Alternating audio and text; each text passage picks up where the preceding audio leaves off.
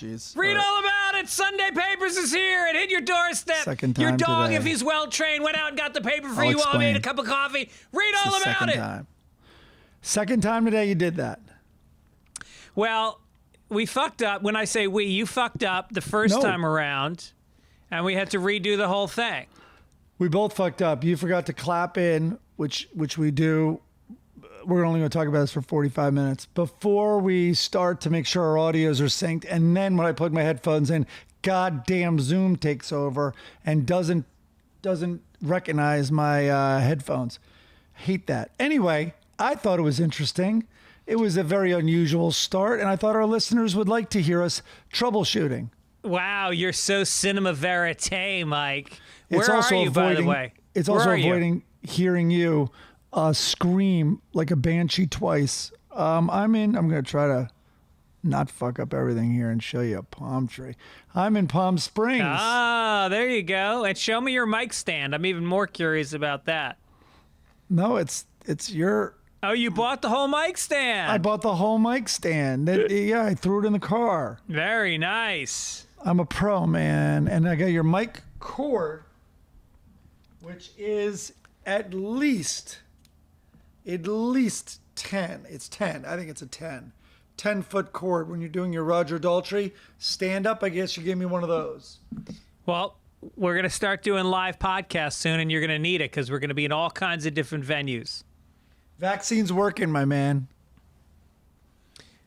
Speaking of which, I got my second shot. Today's Saturday. I got it on Thursday. And you suffered a little bit. Initially, I got not much really. I before bed that night. I got a pretty serious headache, so I took a couple Tylenol. I tossed and turned all night. I had that achy thing. Whoa. I think you're not supposed to take Tylenol. That's the one thing they say. No. I'm pretty sure. Let me Google it. Chris, why don't you look that up for us? Yeah. They didn't tell me that. I know. They don't say a lot of things. Do you know, no one I know was told, hey, hold on to that vaccination card. Oh, yeah. You got to take a picture of it on your phone. No, I did, but they should make that louder and clearer. Like, hold on to that card. Yeah. Because they just give it to you like you need it on the way out. You know what I mean? Yeah. Or that you need it for your second vaccine, and then you could do whatever you want and you throw it out. Well, it didn't hit me too hard, and then I tossed and turned. Not brutal, but like, achy. You know, when your back, you just can't. You got to keep rolling on it. And then I woke up, felt bad, but then I had a cup of coffee, and I was like, fuck it, and I went and played golf. And I was good. Well, I played 9 holes. 8 holes, I shot even par. Even par for 8 holes. And then on the 9th hole, it hit me like a ton of bricks on the 9th tee, and I triple bogeyed 9. And then came home and just collapsed. I was like total fluish symptoms. Slept for 3 hours, got up for half hour, slept for 2 more hours. And then little fluey last night. Woke up this morning. I'm 1,000%. No problem. Maybe Tylenol's okay. You're not supposed to take it before it. Okay. Okay. So we're both covered. Are your daughters covered? No, one is Sophie has 1 shot, I believe, in her because she's teaching, with surf at the Marion. surf school. Yeah. With Marion, and she's in Hawaii right now for spring break. Nice. Marion paid for the whole thing. She took 9 of her instructors, paid for the hotel, paid for the flight, and they're all in Hawaii. They're on the North Shore yesterday. It's amazing. That goes to show you how generous Marion is and how underpaid they were all summer. Teaching that for is her. true, and then especially working through the pandemic. And I got my ABC stores, which is a chain. They're basically Hawaii's 7-Elevens, and they're like basically my favorite store in the world. They're incredible. How did you get the shirt? Oh, they sell them. When I was in Hawaii a while ago. Oh, so you're doing this like as a shout out to your daughter? No, I just realized I was wearing it, and I decided to link the two together. Yeah. That's amazing. Yeah, our daughters, if people don't know, are on the surf team, or they were. My daughter's not on the surf team anymore. She's kind of taken a vacation from surfing. Well, she switched over to childcare. Yeah, she's doing childcare now full time, and they both taught. They taught inner city kids how to surf. They have this thing called Surf Bus in the summers. And Even more importantly, with that is teaching them to swim. Yeah. They pick up all these kids from the inner city. Some of them have never seen the ocean. In Los Angeles, yeah. And they come out to the beach, and they and this team of girls go, and some guys. I think it's mostly girls though. Marion's very like pro woman, and they teach them how to swim, teach them how to surf all day, all summer. It's amazing. Right. No, it's very cool. Well, congratulations on the vaccine, and I'm more than 2 weeks since the second one. So, what was your reaction to the second shot? Listen, some of us are just built differently. Germany talked a lot about that in the 40s. I had 0 side effects. 0. Now, is Fucking that strong. due to the fact that is that from you shutting down all of your emotions for the last 40 years? I prefer to call it that I'm a pure system. And that there's just superior qualities, to resistance and tolerance and pain level, fatigue level. All of that I score very high. I would have been spared. This comes from the guy who had his hip replaced, who... I've photoshopped that history out of my experience that no longer exists, and I am definitely not going to get a second hip replacement within 5 years for sure. Same hip or the other hip? No, the other one. He said you have about 10 years on that one. Yeah. And that Isn't the key that it lasts 40 years, so you want to get to a certain age before you have it put in? I don't know how long it lasts. I asked him that, and his answer was, well, it depends what you do with it. Like, he goes, you ran this one pretty hard, and he was like, are you going to do that again? He's like, I doubt it. You're not as young as you were. And did he tell you to stop fucking so much? He did. He actually... Welcome to Sunday Papers, where we focus on all the hip young topics you've been dying to hear about. Actually, another doctor told me to stop doing that. Yeah. Was it at a clinic? Was it a doctor at a clinic? It was a blood panel thing. But really, the blood panel screamed it at me. No doctor had to even say anything.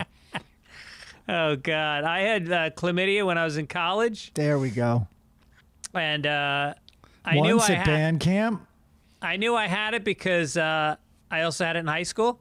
And so I went into this doctor at Boston University. Do you remember the doctor at West Campus? He was about 90 years old, and he had suspenders that had piano keys on them. And his hands trembled terribly.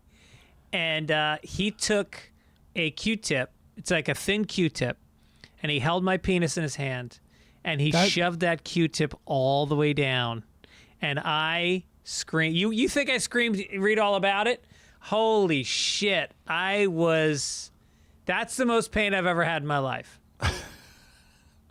You grab his suspenders to stop them, and they make the key sounds from a piano. What the most bizarre doctor's experience ever. Can I use my hands, the ones that don't shake, to do this? And then he forgot to take it out. I'm walking around wondering why I'm feeling all weird, and I see an end of a Q-tip sticking out. I was wondering why do I have an erection for 3 days straight? So I never, not to boast, I've never, maybe it's an opposite of a boast.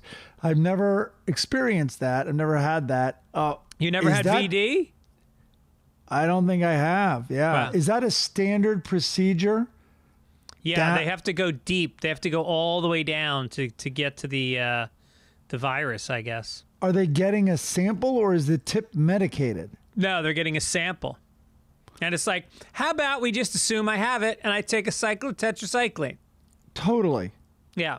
I'd be like, you did this 5 minutes ago. I would just assume he would be like, oh, did I? Shit, I really am losing. Okay, let's just give this stuff. Yeah. I'd come in with a long swab and be like, I did it on the way over here. Here you go. Just give me the drugs. Yeah.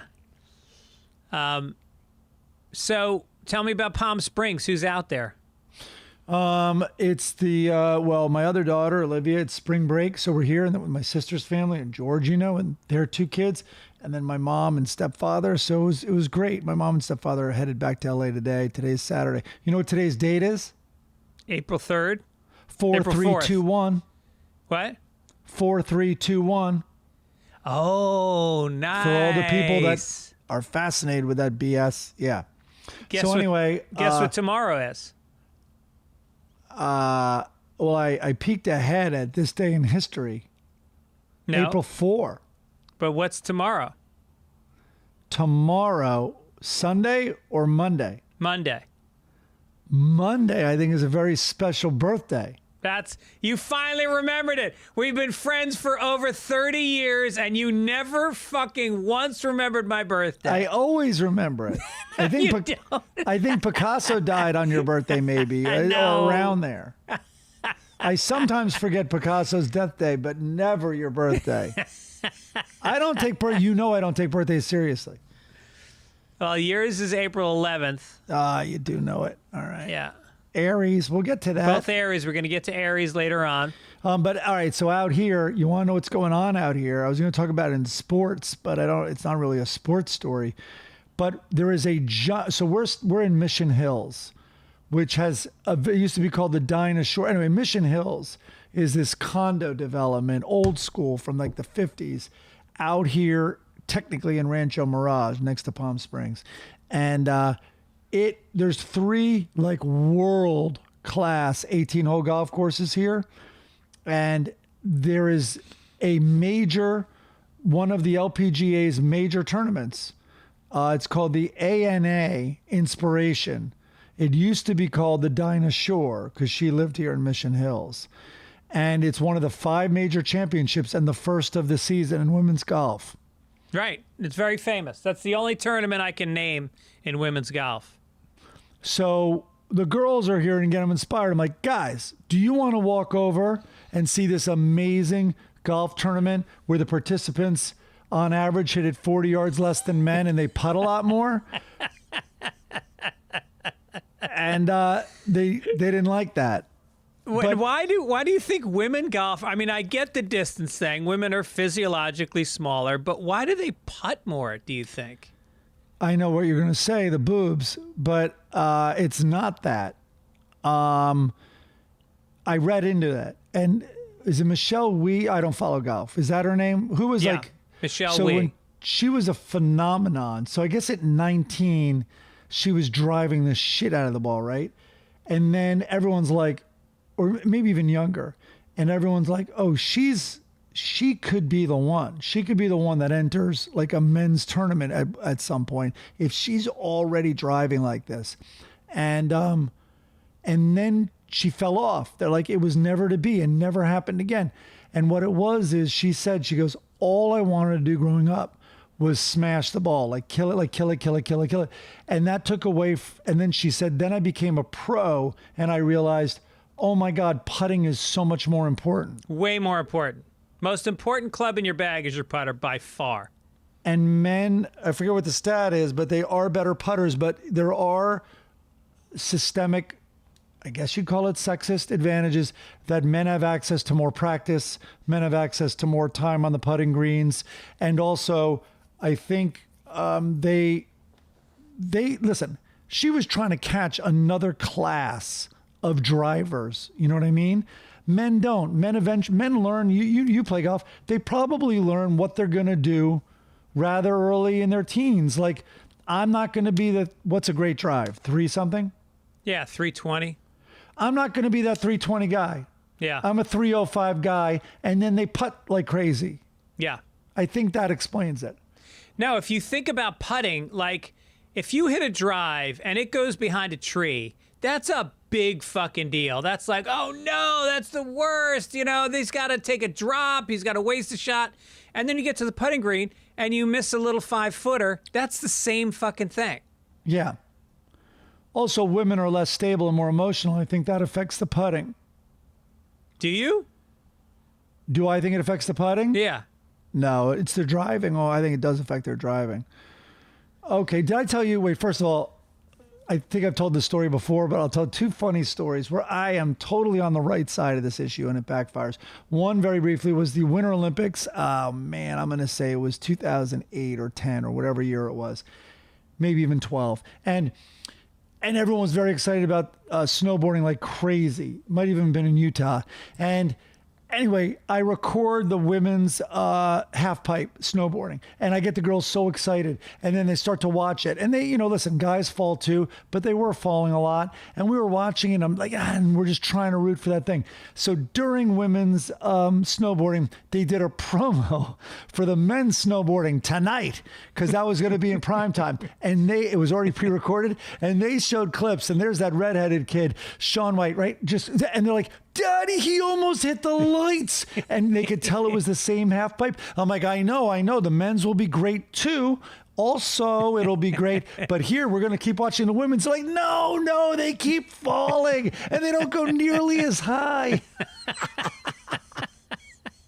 And I'm there trying like crazy to defend them.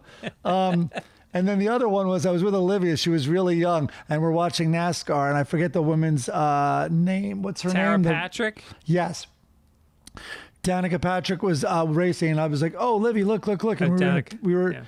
What's her name? I think it's Danica. I think you're right. I said Tara Patrick. Oh, and so we're in a pizza place, and it was on. I'm like, oh, a woman, and like, you know, they showed her car, and she's like, oh, cool. So then there's a crash. And I'm like, oh, man, check out the replay. There was a crash up there. And Olivia goes, uh-oh. And I'm like, what? And they show Danica, whatever her name is, crawl out of her crashed car. And Olivia goes, knew it.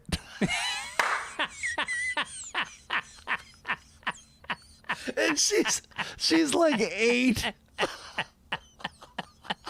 I'm like, no. And then I had to spend 5 minutes. Why did you say you knew it? I didn't know it was. She's like, no, I mean, and then it was so funny. Oh, my God.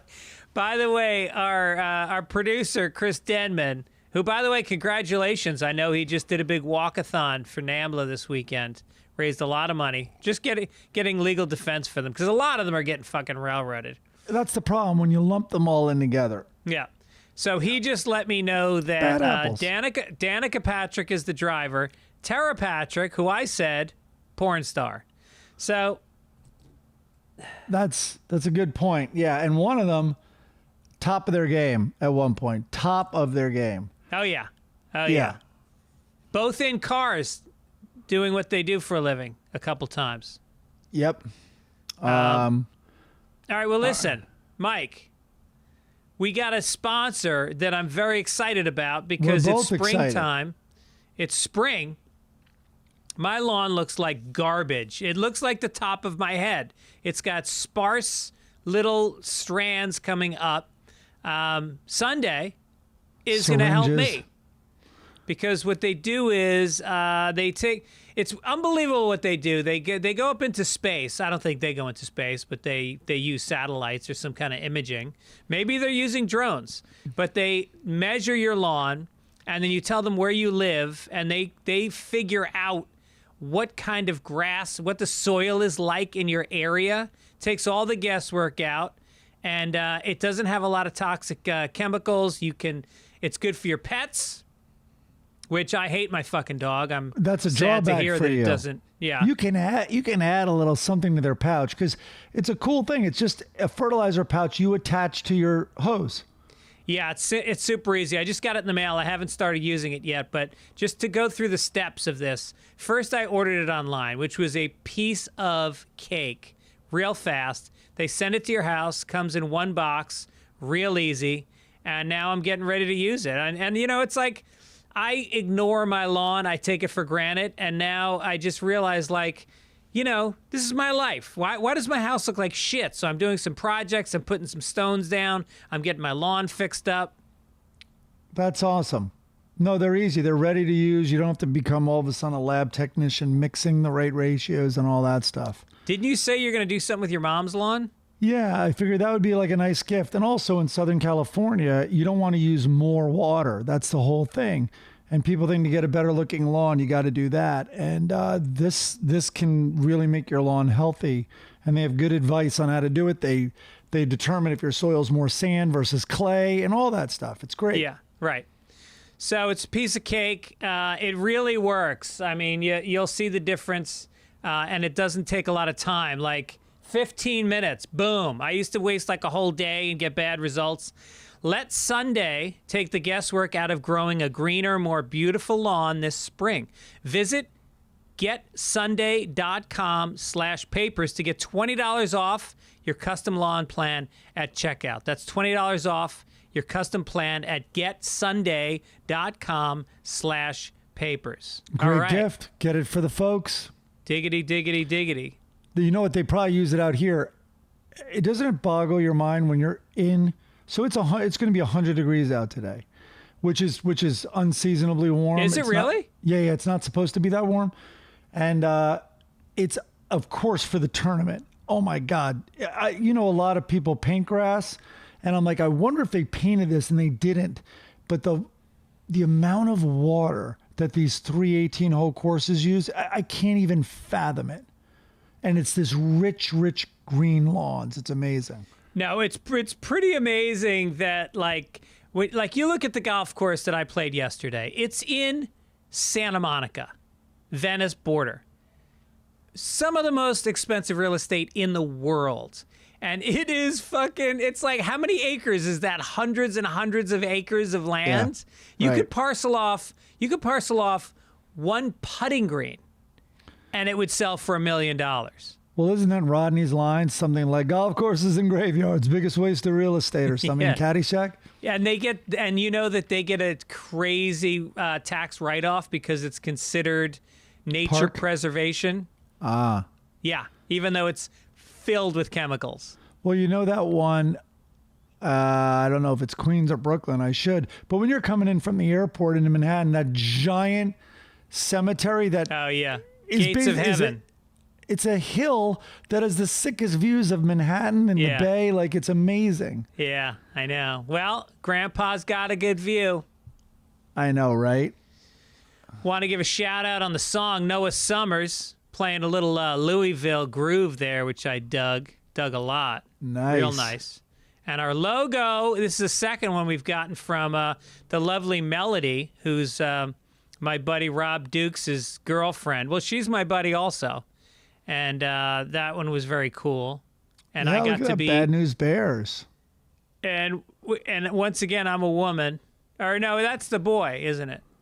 What are you talking about? You're a little girl. Are you sure? Yeah. Okay. I'm always the girl. I'm always the woman or the girl. It could be. I mean, those kids did have long hair, Tanner and those guys. But no, that's Jodie Foster. Not Jodie Foster. What's her name? I think it was Kelly. I think it was the boy Kelly. Was Tatum it really? O'Neal. You're thinking of Tatum O'Neal. Yeah, I think it's the kid, the boy. Wow. Why would he be on a poster? I don't know. We'll check on that. Let's check on that. No boobs, though. No boobs. Let's go over the corrections from last week. Oh, yeah, there aren't any. Oh, yeah. Apparently we got it all right. Or What's people happening? are getting lazy. We've lost a step for sure. Well, we'll get corrected on Tylenol, I'm sure, and I'll get corrected that women only hit on average 39 yards less than men. And we'll find out who is in that picture. All right, do you have any tour dates? Yeah, thanks for asking, Mike. I'm going to be in Philadelphia, April 22nd through the 24th, Helium Comedy Club, my second favorite club in the country. It's a fucking blast. Great club. If you live anywhere near Philly, call your friends, get a group together, come on down. It's a great experience. Then Kansas City, fucking hate this club. No. I'm kidding. I think it's called The Comedy Club. I worked there once before, and I ended up becoming friends with a bunch of comics there. April 29th through May 1st, Kansas City, and then I got some other dates that just got canceled. So we're rescheduling some stuff right now. All right. All right, let's get to front page. Hold on, the correction is in. Tatum O'Neal. Of course, they're not going to put the boy in the poster. Oh, okay. All right, here we go. What are we doing? Front page. Extra! Extra! Read all about it! Extra! Oh God. I don't You have no a new- paper this week? I don't have no. They just out of nowhere incinerate. They just go into flames out here. Yeah. So I don't get Palm Springs. I never have. I don't dig it. I don't think it's fun. I don't think it's charming. I think it's hot and boring. oh man, you gotta have fun. We went pool hopping yesterday because Mission Hills has, I'm not even exaggerating, I think 30 pools, and we hit 5 of them just in the area we're in. Yesterday. How do you get into the pools? No, so there's like clusters of these.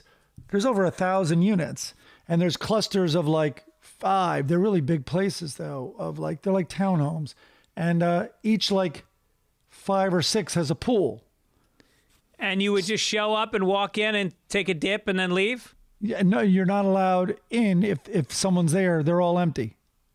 No shit. Yeah, we're wondering if it's a tournament or I don't know. Maybe there were COVID restrictions till recently that unless you were an owner, you couldn't use the pool.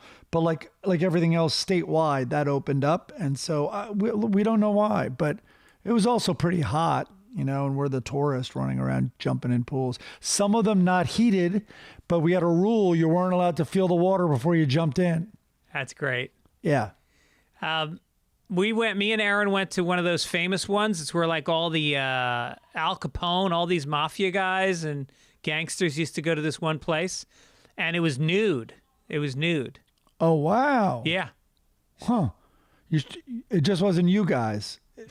Other people were nude too? It didn't seem to catch on. We were told by management, and they were laughing, but they told us. You're like, it says under nude management. They're like, sir, that's new management. And I'm the guy that gets shit for puns. Okay, fair enough. Delta CEO Ed Bastian did issue a statement that speaks in favorable terms of the final version of the bill signed into law in Georgia, the voter suppression laws. In the statement, Bastian singled out for praise aspect of the new law that expand voter access, but he also said the company understands, quote, concerns remain about other aspects of the law and that there continues to be work ahead in this important effort. After receiving strong backlash from voter rights activists, Bastian issued a second statement that calls the law, quote, wrong and based on a lie about widespread voter fraud. Whatever. He's a corporation. They're not human beings. And by the way, the only reason he changed his tune is because he stuck his finger up and saw which way the wind was blowing, and he'll just go towards profit. Trust me, Look, if there wasn't a big enough backlash, he wouldn't have issued a second statement. It's just so obvious. Well, people were already talking about boycotting Delta. And let me tell you something. I've flown Delta a couple times recently. They leave every middle seat open. If they continue doing that, I'm on board. They can ban fucking handicapped people, but if that middle seat stays open, I'll be a platinum member by the end of the year. I don't give a shit. Well, No gays? yeah. No gays? That's fine. Not no Greg Fitzsimmons. No clothes? Part of their nude policy? That's fine. The friendly skies, fly them. Hold on. It's way more sinister than this. Do you know that Delta helped write the policy? No. Yes, they did. No So did shit. Coca-Cola. Wow. Yeah. The 2 hugest corporations in Atlanta had a hand in crafting that bill. Now, they claimed that they made it a little more palatable and a little less maybe extreme, and That's their claim anyway, and maybe that's true. But no, they had a hand in the final law that is up and being legislated. Well, of course, if Republicans get elected, they save billions of dollars in tax cuts. That's the bottom line. So, listen, it's a corporation.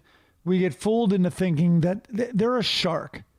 Blood is money. That's it. They're a stupid fucking animal. They don't give a shit about anything else. Right. So it's profit. Yeah. And so that's it. And if completely doing a 180 within days that's because they realize profit would be with that move. Yeah, if you don't think that they prioritize who's more important when it comes to voting, think about boarding a fucking Delta flight.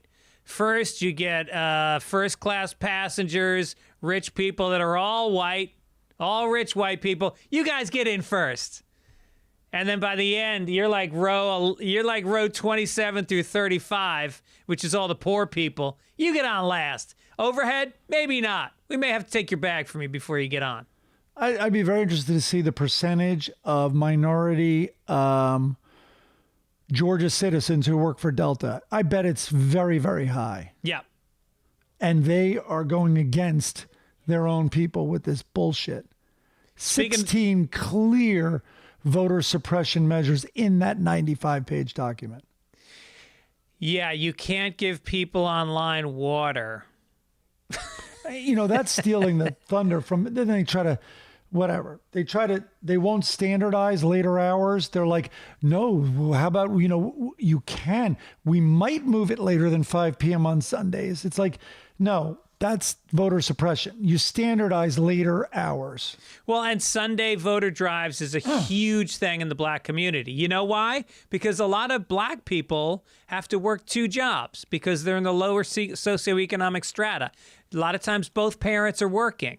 And so they don't have time to go vote during the week. And so they go to church on Sunday and then they head over and they register to vote. So they specifically stop registering on Sundays to hurt a specific part of the population. It's bald-faced. There's nothing subtle about it.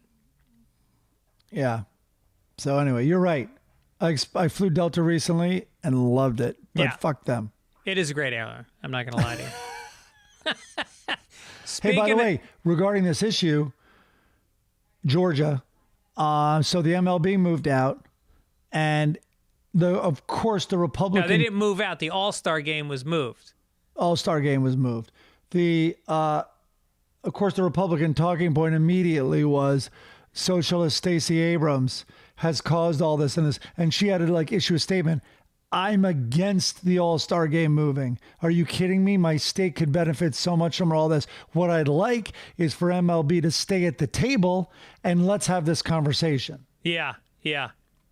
Don't forget, Atlanta was the home to what was that guy's name? The pitcher from Atlanta who said he wasn't going to go to New York because he didn't want to get on the subways with all the black people. John Rocker? Was that his name? John Rocker, the biggest racist in sports history. Well, I think it was Colin Quinn was anchor of SNL's Weekend Update. And he goes, because all right, so one of the huge reasons he got in trouble was there was talk that he'd be traded to the Mets. And he goes, I would never go, I'm paraphrasing here, but he would say I'm never going to the Mets. He's like, whatever. He's like, that subway is packed with God, it was gays, HIV, drug addicts, whatever. It was something like that. It was, trust me, it was very close. It was disturbingly close to what I just said. And he's like, all this. And New Yorkers were so offended. So here's Colin Quinn, and he goes, and he said this, and the crowd booed, and he goes, listen, say what you will about John Rocker, but he has been on the 7 train. It's so great. Of course, our crack producer, Chris Denman, has only good things to say about him. He wrote a hell of a fastball. Yeah, that's important, Chris. He's probably going to be throwing them at black people on the 7 train. Next story. Oh, boy. Girl Scout cookie season. Oh, yeah, those little whores are out there slinging those shitty, overpriced, sugary cookies. Are they shitty? I don't know. An 8-year-old cancer survivor, oh, that changes the tone of my reporting, in San Bernardino is using some of the proceeds from her Girl Scout cookie sales to give back to others fighting cancer. Lily Bumpus, what kind of name is Bumpus? Who has been a Girl Scout for 4 years, said she sold 32,000 boxes of Girl Scout cookies within 3 months. Bumpus Troop, which includes other childhood cancer survivors, is allocating a majority of the funds they raise towards cancer research and feeding the homeless. Of the more than 32,000 boxes sold, 5,200 boxes are being donated to fellow childhood cancer warriors in the hospitals. Oh, yeah, that's a great idea. Let's take people fighting for their lives and give them these fucking processed, sugary shit cookies. That's terrible. It is, right? I didn't really listen to the story. I was researching John Rocker's comment. What is this, Girl Scout cookies? Are you kidding? I don't know if you're kidding right now. No, I'm not. I'm not kidding. I found it. It's worth it. I found his comment. It's worse than what I said. What is it? All right, here. It is worth it. And then I'll. You know we have a producer, right? All you have to do is say, Chris, look this up. Not that he doesn't have it in his diary anyway, because he loved it so much. Well, one thing he said is, I'm not a very big fan of foreigners. And he added, how the hell did they get in this country? He also called a black teammate a fat monkey. He's just getting started, though. But talking about playing for New York, he goes, quote, imagine having to take the 7 train to the ballpark, looking like you're riding through Beirut next to some kid with purple hair, next to some queer with AIDS, right next to some dude who just got out of jail for the 4th time, right next to some 20-year-old mom with 4 kids. It's depressing. And to that, Colin Quinn goes, say what you will, but he's been on the 7 train. It was worth it. I'm sorry about the Girl Scout cookies, but oh my God. Oh God. It's the best is when I'm trying to make them look bad and I can't even do it justice. Well, the Girl Scout cookie story it's a very beautiful story. This girl. They're giving sugar to cancer people. Is that it? Yeah, but no, it's sweet. She raised a lot of money. How do you not buy? I mean, first of all, it's hard enough to not buy the box of cookies from a Girl Scout anyway. You want to feel good about yourself. But then when she's got cancer, that's a pretty good sales pitch. Yeah, I'd say. My joke about Girl Scout cookies, right? What's that? You know my joke about Girl Scout cookies, right? What are they? What is it? Girl Scout cookies, you come out, they're always in your face, but then you go up and, you buy the cookies, you feel like you're helping out the girls, and so you're walking back to your car through the parking lot of the supermarket, you got an armful of Do-si-dos, and then some black teenager walks up to you. He's got a box full of Snickers bars. He's like, excuse me, will you help support my basketball team? And you're like, that's a fucking scam. That's bullshit. There's no fucking basketball team. Then you see the Girl Scout getting into her dad's BMW with a fistful of cash. We fucked him again, Dad. We fucked him again. Homemade Girl Scout cookies. What the? But that's the point. Is that Girl Scout cookies, they're supposed to be scouts making things with their hands, learning skill. There's no little girls making these cookies. Well, there are, but they're not in this country. I wonder who makes Girl Scout cookies. Maybe Chris can look it up. I'll look it up and I won't hear the next story, but yeah, I don't know. Do they go door to door? Do they go door to door anymore? It's probably safer than within the organization of predators. Yeah, get them out of the Girl Scout meeting building. Yeah. Meeting building? Meeting building. The center, the den. Here we go. 2 commercial bakers are licensed by the Girl Scouts of the USA to produce the cookies. ABC Bakers and Little Brownie Bakers. Huh. All right. I wonder if you can tell the difference. Sometimes there's been a lot of chatter of like, hey, the Manoa bar, whatever the hell they're called, Samoa cookies, they're different this year. You know what I mean? I feel like they change a little bit year to year. Absolutely. Yeah. All right. See how many we can name. Samoa. Thin mints? No, what are they called? Yeah, Thin Mints. Are they called thin? No, they're not. There's something mint. No, Thin Mints. All right. Aren't they? Aren't Thin Mints the little restaurant mints? No, I think they're called Thin Mints. Okay. Chris, why don't you look that up for us? What? Next week, just Chris does the podcast. All right, let's do a horoscope, Mike. You got it.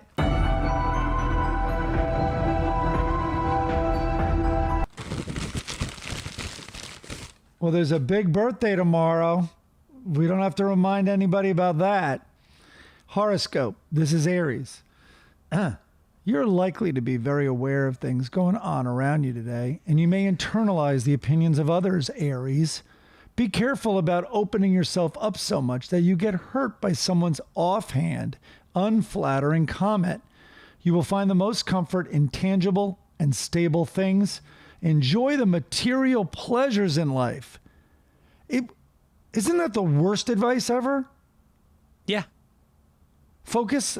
Don't look within. Get a good watch. Yeah. Get a shiny car. And What is this? yeah. Buy something you can't afford. Put it on a credit card. And by the way, what's with this first part about don't open yourself up or you'll get hurt? Was the horoscope written by a guy who's been reading Codependency No More by Ann Beattie? What a name drop. I read it every day. Okay, but honestly, the two messages in this paragraph are really focus on what other people think of you and enjoy material pleasures. Yeah. Listen, I am going to take that advice because that's very easy advice to follow. It's much easier than don't care about what other people say and do not go shopping to make yourself feel better. You should really sit with the pain. Yeah, horoscopes don't usually let you sit with the pain. They often want you to go out and do something. They want you to change jobs. They want you to get out of a bad relationship. How about just, sit in a room, meditate, focus on your breath, and realize that you are exactly where you're supposed to be right now. But that doesn't sell horoscope books, does it? It definitely doesn't. I couldn't even hang around for the end of that sentence. There's no way. It was like you just telling me, why don't you start doing sit-ups and push-ups? Like, no. My belly is Isn't there a machine that can do them for me? I just hook up these little pads to my abs and I just get them. My belly is so fucking fat right now. It's ridiculous. I weigh 100. Normally I weigh 150 pounds. That's my go-to weight. It has been since college. And now I'm at 157. And literally my arms are thinner because I haven't been working out. My legs are the same. It's all belly weight. It's 7 pounds of belly weight. You're up to 157. You should be out here in this golf tournament. Are you under 200? Yeah, I made a deal with myself, right? I'll never go above 200 the rest of my life. Oh, yeah? Yeah. So I get close. I hit 200, but then I just take it down. But it's a nice, but here's the thing. It should be lowered. I mean, we're losing, this is the old guys podcast, but we're losing muscle mass. Yeah. So soon the rule's going to have to be 195. Yeah. No, I just noticed my gym is back open. I belong to Gold's Gym in Venice, the original Gold's Gym. And I am the weakest person there, which I like. It inspires me. But they moved have you seen it? They moved all the equipment outside. They closed off the parking lots and they you drive by and there's fucking people lifting weights on, treadmills, all the machines, the Nautilus machines, everything is outside. They have two huge parking lots. I bet all of them, including our friend Tom, who used to go there, love it. Well, no, because Tom's main interest was the men's showers. I doubt they moved. If they move the showers outside, then I'm going to go eat lunch down there and watch. I think that would be quite a spectacle. But no, all these vain people, that's all there. It's kind of like Muscle Beach. Yeah. Outside, yeah, they love it. Let tourists look at me, flex. No, but they put up that green nylon stuff over the fencing, so you have to like really sneak a peek at the openings. Got it. Hey, Chris. And by the way, outside of those fences, homeless encamped, every inch of it are homeless tents surrounding the Gold's Gym Workout Center. And they work out too. It's usually in the form of masturbation. And so you can watch that as well as someone doing some curls. It's a feast for the eyes. So Chris update, upon further review, Nutella creators, Ferraro Bakers, an Italian conglomerate, owns Little Brownie Bakers. They also own Nestle. Damn. Yeah. Wait a minute. Nestle is not its own thing. Nestle's one of the biggest companies in America, and it's owned by another company? Well, no. Nestle is one of the biggest companies of that type in the world. Yeah. And it's owned by another company. Ferraro, who I've never heard of. Ferrero, yeah. Damn. Nestle, I believe Nestle was the corporation one. Maybe there's more. And maybe I don't have this right. But they're the ones that gave formula to new mothers in Africa for free. Oh, right. And then the free supply ended and they charged them. And of course, once you've started it, what happens is your body's not producing milk. So you can't go back to your natural breastfeeding. No, and it's not good for you. I mean, if you have to do formula, that's fine, but it is so much better to breastfeed. Do you think Aaron, so Owen was breastfed till he went away to college. Do you think 2 years. He was breastfed for 2 years. It was longer than 2. No, JoJo was longer than 2. She was like 2.5. So do you think if it was, this is actually a fair question. Do you think if it was formula, Aaron definitely wouldn't have gone that long, right? Obviously. No. Yeah, of course not. That's a dumb question. Yeah. What's the question? Would she have gone that long? No. She wanted the benefits of breast milk for them and all the And they wanted some titty. Are you kidding me? Exactly. It could have been a strap on. What? Could we do some entertainment?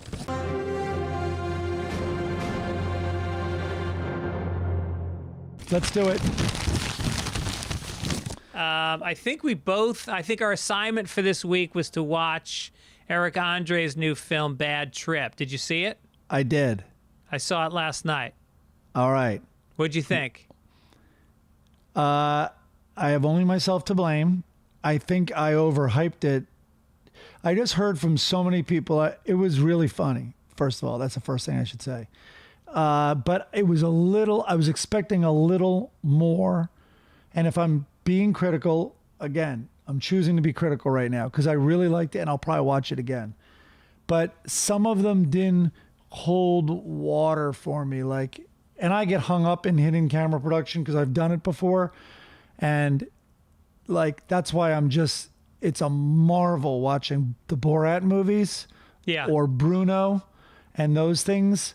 And that's why he has multiple setups because so many things can go wrong and he really doesn't cheat it as much as I think this movie did. So anyway, it had me laughing really, really hard. I thought it was really creative at times, but I had built it up. It's my fault. Too much in my head. I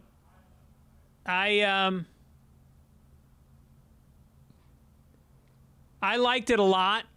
It was very much like Borat. I mean, do you know he consulted? Yeah, he did.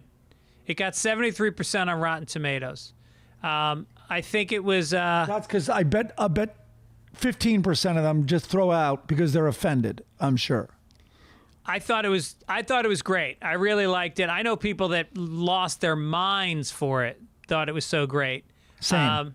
But I thought the guy that played his buddy was really good. And Tiffany great. Haddish stole the show. She was fantastic. What acting chops in this thing? Yeah. I mean, she was in fifth gear the whole way. She brought it. And I just love Eric Andre. I think his show is like one of the funniest shows in the last 10 years. Oh, my God. He's great. So, did you have trouble during it, why, and I'm putting humor aside, why isn't this working for me like Borat does? Because I was like, oh yeah, this is the exact same thing. I mean, it's a road trip. That's what the first Borat was, both Borats. And I think, you know what hurt this a little bit, or didn't hurt it, it confused me a little, is I know Lil Rel and I know Tiffany Haddish. I mean, not personally. We know them. They're big, you know, Lil Rel, you know, he was in Get Out and he had his own sitcom, and Tiffany Haddish is a superstar. And it's hard where, like Borat, he doesn't even resemble Sacha Baron Cohen, right? Yeah. And everybody else is a no-name. Yeah. So like the blonde girl is so believable. Anyway, I was a little baked, so it's hard to tease out what was bumping me. But I was like, it's like I'm watching Eric Andre and Lil Rel, and it's almost like, are they going to break a fourth wall? Kind of, because I don't know. It was like, oh, they're kind of playing themselves, and then it gets confusing. Well, not to do a spoiler alert, but that scene with the gorilla was one of the funniest things I've seen in a movie. I mean, that was Borat level. That was insane. Right. I wish it was a bigger, you know, whatever. But now I'm totally nitpicking unfairly. But No, I wish it was, like, if it was Borat, I think there would have been a really big thing. I think you would have seen people leaving, people walking away, people really freaking, like calling like emergency. Maybe there would have been another level, like they would have shot a dart in, but it hit Andre. Whatever. I shouldn't think like this. By the way, that's a good note. But I shouldn't think like this, but I do when I watch it. And Borat like has every base covered when I watch it. Yeah, and I think I think that one of the big differences, Borat really goes after victims who deserve it. You know, racists and misogynists and and I think Eric Andre was more like, let me glorify good people that are trying to help. You know, like you have the guy saying, get away, you know, go, and all these loving people that are trying to like help the characters along the way. So it was a different vibe, but that's a great point. I think it's going to be a cult classic. I think it's going to really stand the test of time. One of my nieces during it said, people are pretty good. People are pretty decent. Like that was coming through. You're right. He was on Stern last week. He was great. Oh, that's fantastic. I should try to get him on my podcast. I'm friends with him. I should get him on. You totally should get him on. Also, you saw the Tina Turner documentary? No, it came out yesterday. Dude, it's so good. You saw it. I saw it. It's amazing. Wow. It is so powerful. You want to save it for next week so you can watch it and we'll talk about it? Yeah, I am just reminded of that very, very funny, just for a simple joke, that New York Post headline, which, I mean, I looked it up. It looks like it really was the New York Post. But the New York Post headline when Ike Turner died was, Ike beats Tina to death. After you watch this movie, you will not be able to laugh at that. Oh, no. It's so brutal. But I saw her movie. I saw her movie had a lot of brutal details. Yeah. But just such a power. Anyway, we'll save it. We'll save it. Oh, boy. I just got shamed. I'm into wife beating. God, you make me feel dirty. All right, Godzilla versus King Kong. Didn't see it, won't see it. What do you mean you won't see it? Oh, I know why you won't see it. Because of the Asian hate? Well, first of all, what is it on? Is it on Apple Plus? No, HBO Max. All right, why would I possibly see this movie? Because it's two fucking giant monsters fighting in cities. Are you insane? I mean, do you enjoy CGI that much? Oh, wow. I want to see what a bunch of nerds can do on their computers. I don't know who wins this fight. This match.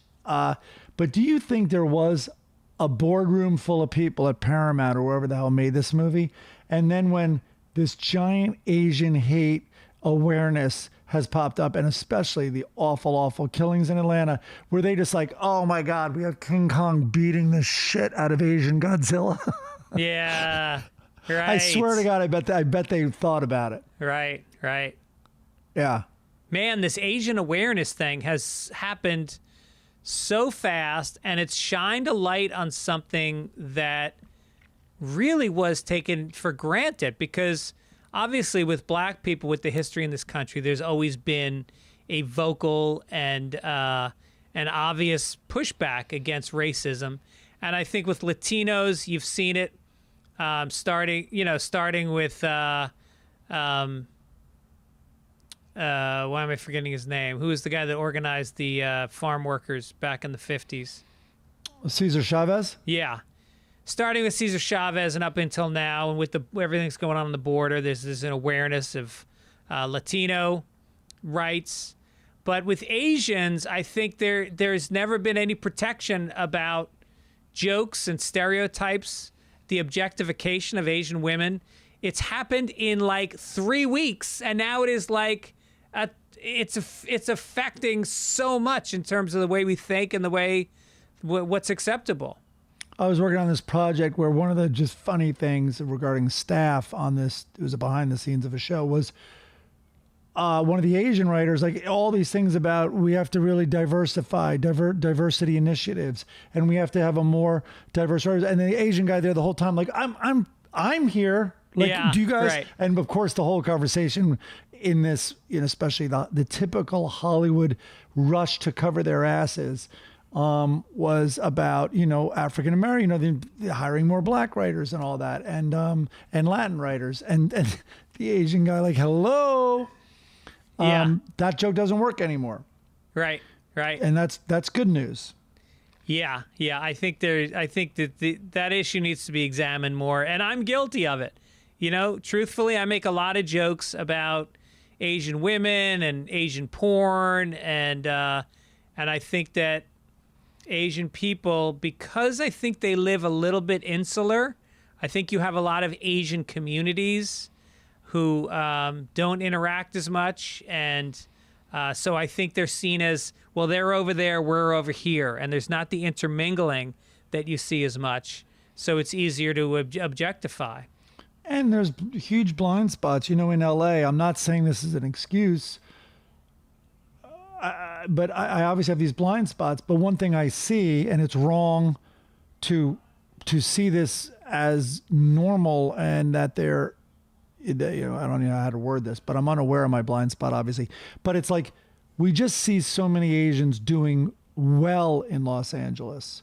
Right. And that is a distorted view, but it's like we have kids applying to colleges and stuff, and it's like you go on UCLA's campus and the amount of like super smart, hardworking Asian kids that are at UCLA, it's a phenomenal amount of them. And you also see just like these communities, as you said, like, really working together. And so I'm ashamed to say, like, I just had this huge blind spot about how many challenges. It's ridiculous that it's a blind spot, but how many challenges they go through. And of course, it's been spiked. It was totally there, don't get me wrong, but it's really been spiked, recently with whatever. We won't get too political, but because of the pandemic. I just looked up because I went to UCLA. A friend of ours was raving about the food plan that they have at UCLA just for the students, just a regular cafeteria. And we went to one, and there are stations. You can go to a sushi station. You have carving stations.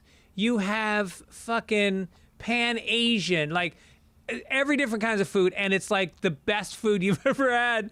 But anyway, we were so overwhelmed by the number of Asian students, and it's become a real issue. It's become white people are really reacting to the and black people. I just looked this up. UCLA, what percentage of black people do you think attend UCLA? What year? I don't know, probably this year. This year it's going to be more. I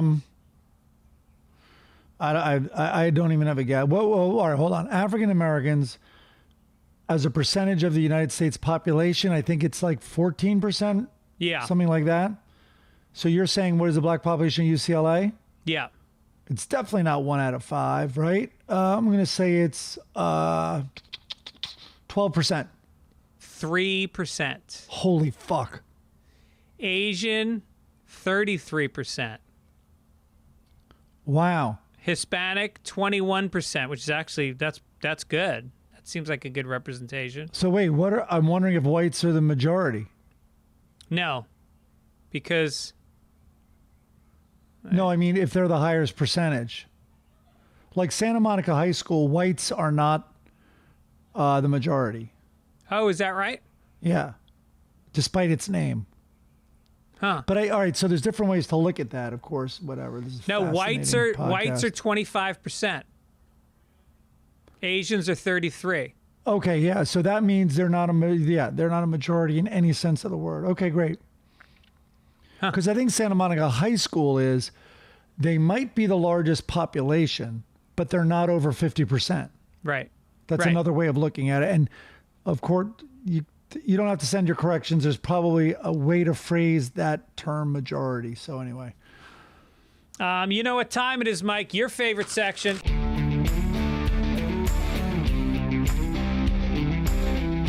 Uh-oh. Florida man. Florida governor. He's the man that we're referring to.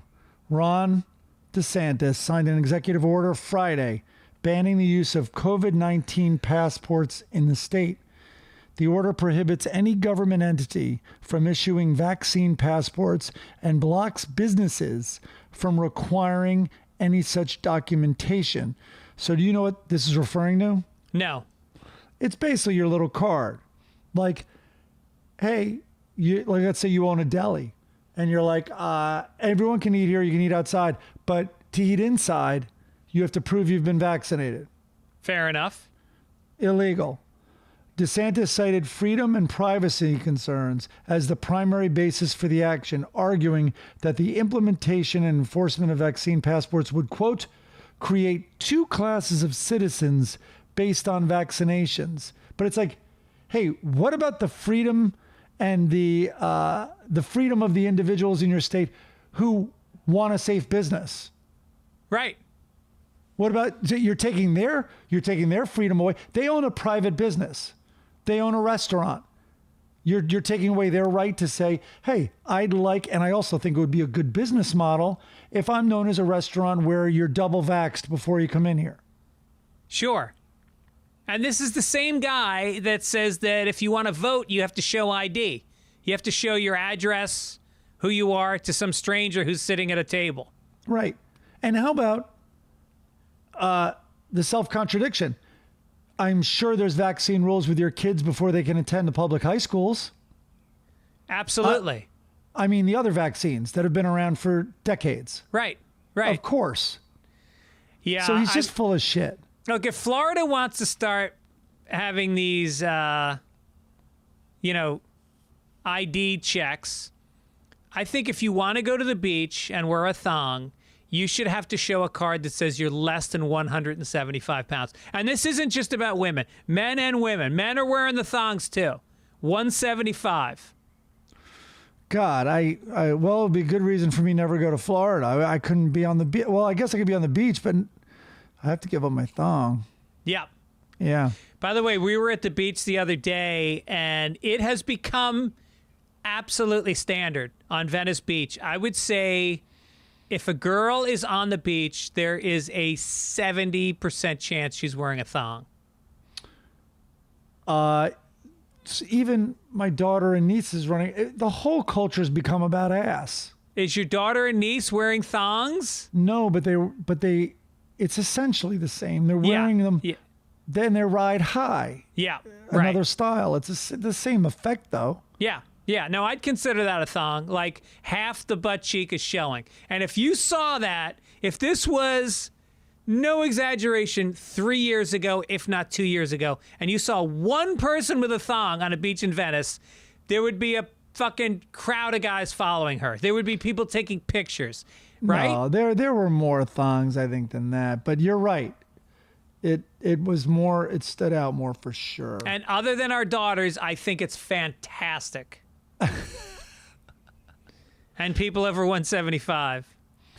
Well, the benefit of the one where you just pull it up high, but it's still, basically a regular bottom, is it covers the tramp stamp, yet you get that thong effect. It's a double win. Yes. Yeah. It is amazing, though, to think about putting a thong in your ass. Like, you got to have a clean asshole to do that. Like, do you think that thongs, like thong underwear, do you think there's a shit stain on that string every time you take it out? Smells like it.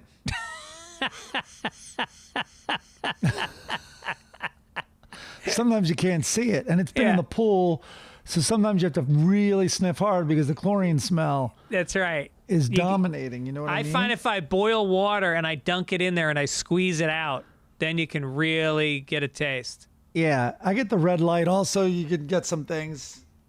Know what you're dealing with. Right. Here's what we're dealing with now. International.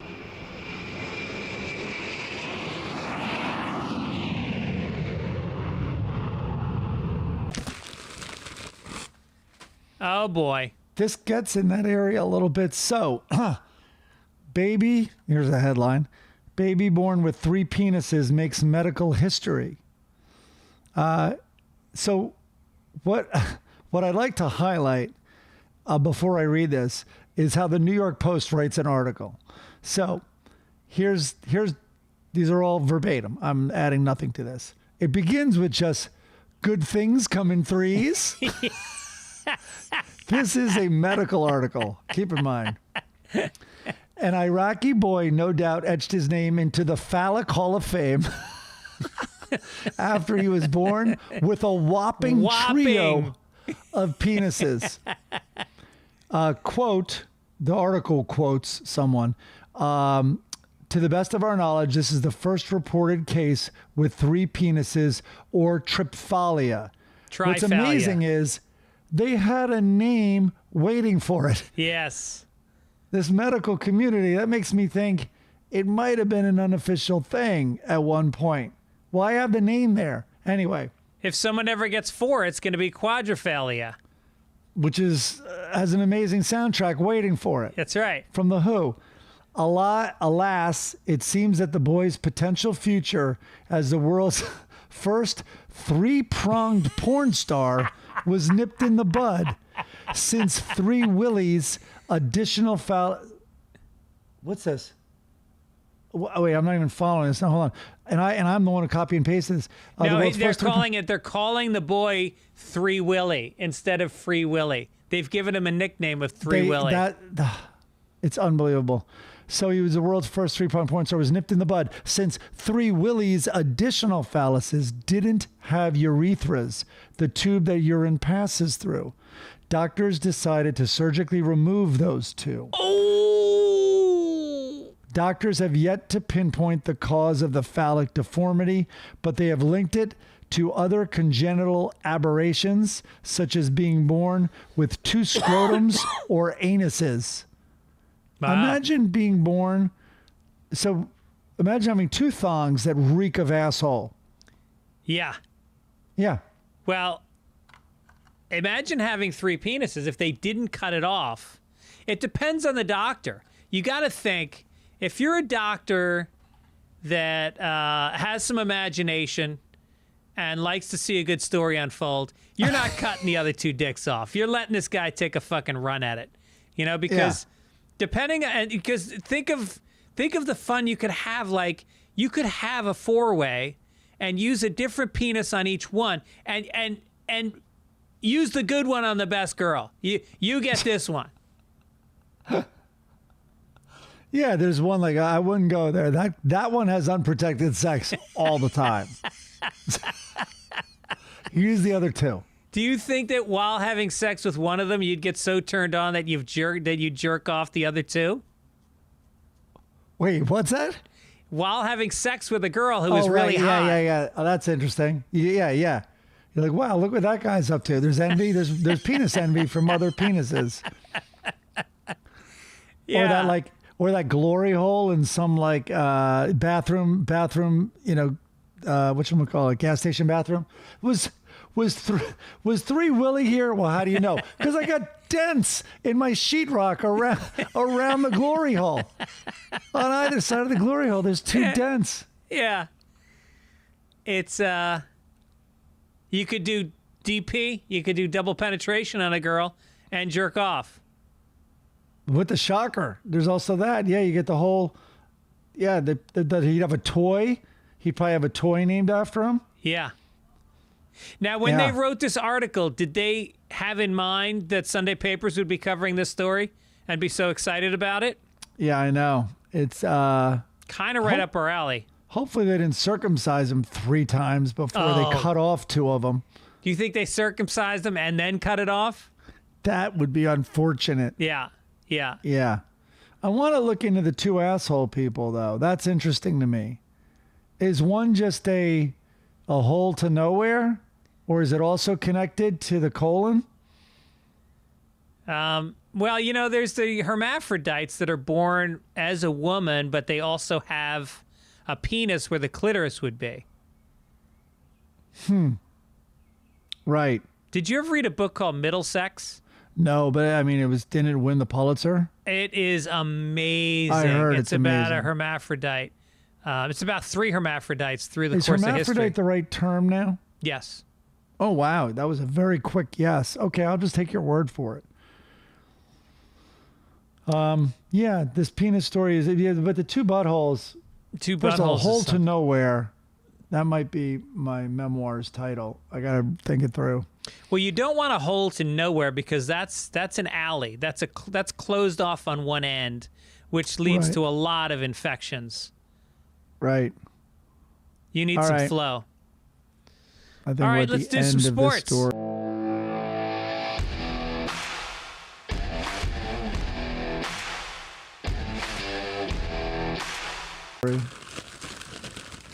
Yes, Mike, why don't you bore us with some March Madness talk? the unders have been doing very, very well, and there's 2 games left, and I won't out him, but I'm betting with a guy because he has such a nice family and he's out in Kansas, and I've gotten the better of him in this bet. There's 2 games. Today's Saturday. There's 2 games today. UCLA Gonzaga and Houston Baylor. It's the Final Four. And I'm betting the under in the Houston Baylor, and then he gets to pick, because I've beaten him so badly, he gets to pick whether he wants the over or under on the UCLA Gonzaga game. Let me see if he wrote me back. So you and He he did have not. bet every single game of March Madness? Yes, beginning a little later into it. We missed maybe the first round or something, but it's been pretty even. I think we're only about 2 games off or something like that. You're telling me out of 60 whatever games, the bookies were right 58 of those times? How about this? Why don't we assign someone who, there's sites that keep up what the over-under was, so they'd be able to look at a bracket and tell us. It would be very interesting to see what it is. It's But close. don't you know because you guys have been keeping track? No, what happened was he was up. So we were betting $20 a game, right? This is a little bit of a modified one because it's not normally with Rabi, who has a beautiful family also, but I'll name him because he's a derelict. So normally with Rabi, it was $100 a game. This was 20, and he went up 80, and he went up 80 like twice because we'd like go down to 60 or 40, back up to 80. I think he went up to 80 3 times. And then it was a trouncing in whatever the hell it's called, the Sweet 16 or whatever. And it was like, it went to even. So that's 4. I think I won 4 out of 4 one day. And the next day, I think I won 3 out of 4. And then it was basically even, and we switched it to $50 a game. But then I shellacked him, and he wanted to take some unders. So I gave him that. That's a long way of saying hard to keep track. God damn it, you're so boring when you talk about basketball because I have no interest in college basketball. I Either could do care I. less. I don't even know who played 5 minutes after it's over. Yeah. So anyway, I think I'm going to wind up with the under on both of these games because he's probably terrified. Gonzaga, have you watched any of their games? I've never watched a college. Last time I watched college basketball was with my dad when I was in high school. So it's a bad memory. No, it was a great memory. It's back when St. John's was playing against Georgetown, and it was Patrick Ewing and Chris Mullen. Chris Mullen, and I mean, that was, I don't know why, but that's a high point for college basketball. Everybody knows about those games. There were so many great players in those years. I mean, you had Worthy and Jordan down in North Carolina. Like, it was just nuts. And the coaches, who was the guy who coached Georgetown, the black guy? Thompson, wasn't it? Yeah, he was great. He was a big character. Yeah. And now Ewing is coaching him, right? That's right. Yeah. That's right. Gonzaga is so, the pace of the game is so fast. I think they average like around 80 points or something. Uh-huh. So it's crazy. It's a different, and by the way, they're 30-0. And I think brother-in-law George, who's out here, who follows these things, I think he said the last time an undefeated team won March Madness is 77 or something like that. Well, other sports story, my friend Pete Scott, who listens to the podcast, had promised me that he would get us tickets to the Masters this year. It starts tomorrow. And what state is that in? Oh, right. Yeah, go down and support. Right. At least it's not like a white area of Georgia, the Masters. Right. It's pretty. Meanwhile, I'm making him critic-proof. Easter dinner. I'm taking him surfing tomorrow. Wow. Hey, are you going to be back for Easter? You going to join us for dinner? I don't know. When is this super spreader? What is? I don't know. You're vaccinated. I'm vaccinated. Aaron's vaccinated. That's the JoJo's wrong vaccinated. attitude. Well, what about Pete, who just flew here from Georgia? Well, we're going to have it outside. I think you just made that up. No, that was the plan, to have it outside. Maybe. I got Olivia with me. All right, you know what? Swing by for dessert. There we go. Maybe I'll bring something over. Okay, what are you going to bring? Probably something chocolatey in the shape of a bunny. That would be great. Okay. All right. All right, let's go to science.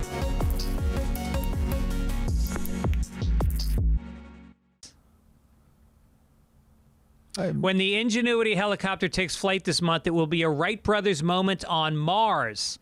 The first powered, controlled flight on another planet has been years in the making, and it has roots in the first such flight on Earth. Millions of miles away and more than a century later, the 4-pound Ingenuity helicopter will use its pairs of 4-foot blades to reach nearly 10 feet up through the thin Martian atmosphere. The minuscule helicopter will hover for 30 seconds, capture images, make a turn, and return to the ground. That's pretty cool, huh? Is it?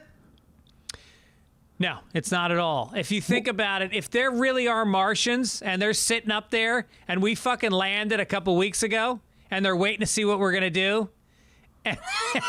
and then we pull this off, are they going to think that Earthlings is just like a planet of 11-year-olds? Are they going to wait for us to put Rock'em Sock'em robots out and play a couple rounds? Yeah, why don't we just put up a lawn chair attached to balloons? What is it? And by the way, why? And do you know how much money and manpower went into this little fucking... We just landed there. We already had the 10-foot view. Yeah, right. I don't get it. I don't get it at all. I get putting a monkey into space. That's fun. By the way, did you see Steve Carell's, I think I told you about it, Steve Carell's space comedy that he stars in, Space Force or whatever it's called on Netflix? Oh, yeah, I saw it. The first episode was a pilot. I didn't enjoy it at all, but pilots are hard. I know that all too well. The second episode had a monkey that was out in space. It was the funniest scene. Like, I was laughing really hard. Like, just go to that. Go to the second episode and find where they're trying to communicate with a monkey who's out in space. I agree 1,000%. The pilot was not strong, and then the series got better after that. Yeah.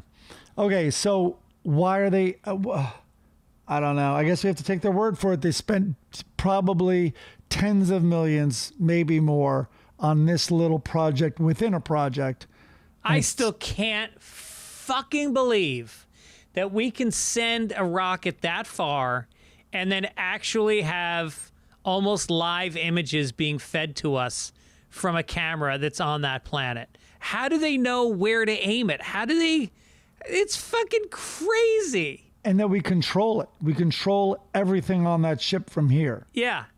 And I would imagine it takes a while, right? It's not instantaneous because how far away is the planet? Meanwhile, I walk into the kitchen with my AirPods and the whole fucking audio goes kaput. Hey now. Kaput's a technical term. I know. I can't get my fucking phone to connect to my car. And these guys. DirecTV goes out with a little cloud layer. And meanwhile, Mars perfectly. How many atmospheres is that going through? Right. At least 2. Speaking of which, Siri, let's go to the business section. Siri will soon stop defaulting to a female-sounding voice. The company said Wednesday that its mobile devices will ask users to pick from a range of voices when they set up the virtual assistant.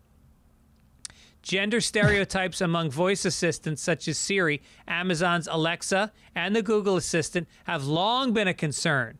In 2019, a United Nations report warned that voice assistants perpetuate the idea that women are an obliging, docile, and eager-to-please helpers available at the touch of a button or with a blunt voice command. Mm-hmm. I still want to... Look, this thing is an assistant. I want a submissive, obliging voice. I don't care if it's a woman. Could be a guy. But he should sound like he has low self-esteem. You know, he mentions occasionally that, like, his band can't get a gig or he still lives with his parents. I heard, though, that Apple's doing it in stages. It's obviously all the female voices are there. And then it's trans women is the new first layer. So it's men who have become women. Oh. And that's going to be the next... Is anyone still listening?